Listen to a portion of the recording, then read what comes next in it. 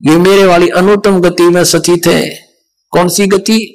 8वें अध्याय के 13वें श्लोक में कहा है कि जो मुझ ब्रह्म के ओम नाम का जाप करता हुआ शरीर छोड़कर जाता है, मुझ ब्रह्म का जाप करता जाता हो, वो उसको परम गति होती है। कौन सी? ओम नाम से होने वाली परम गति। वो कहां? ब्रह्मलोक में जाता है।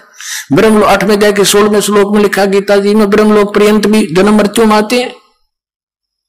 और गीता के अन्नदाता स्वयं कहता 4थे अध्याय के 5वें श्लोक में और 9वें श्लोक में, दूसरे अध्याय के 12वें श्लोक में, 10वें अध्याय के दूसरे श्लोक में गीता जी में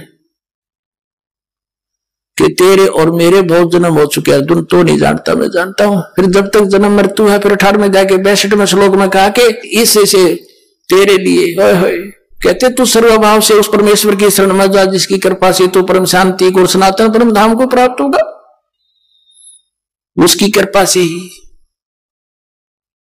तो इससे सिद्ध हो गया कि गीता ज्ञानदाता से कोई और है सुप्रीम पावर जिससे पूर्ण मोक्ष होगा।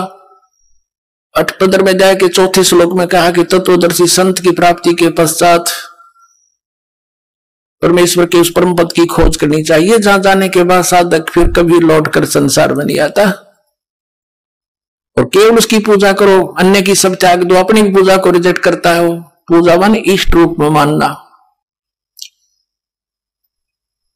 तो यहां इन अज्ञानियों से अनाड़ियों से कोई पूछता है कि गीता जी अध्याय नंबर 7 के श्लोक नंबर 18 में गीता ज्ञानदाता अपने से अन्य भी अपनी गति को भी अनुत्तम क्यों बताता है? ये कहते हैं उसका अर्थ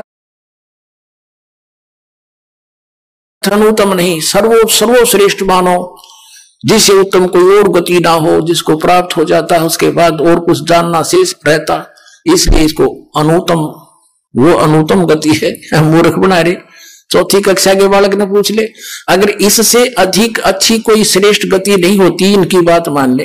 ये 18वें अध्याय के 62वें श्लोक में कह रहा है कि उसकी शरण में जा, सर्वभाव से उस परमेश्वर की शरण में जा जिसकी कृपा से तो परम शांति को प्राप्त होगा।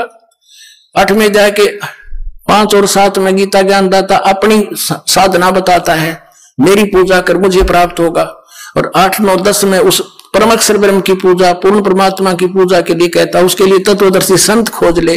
4थे अध्याय के 34वें श्लोक में कहा। तो इन अनाड़ियों ने कह भी पता नहीं गीता जी का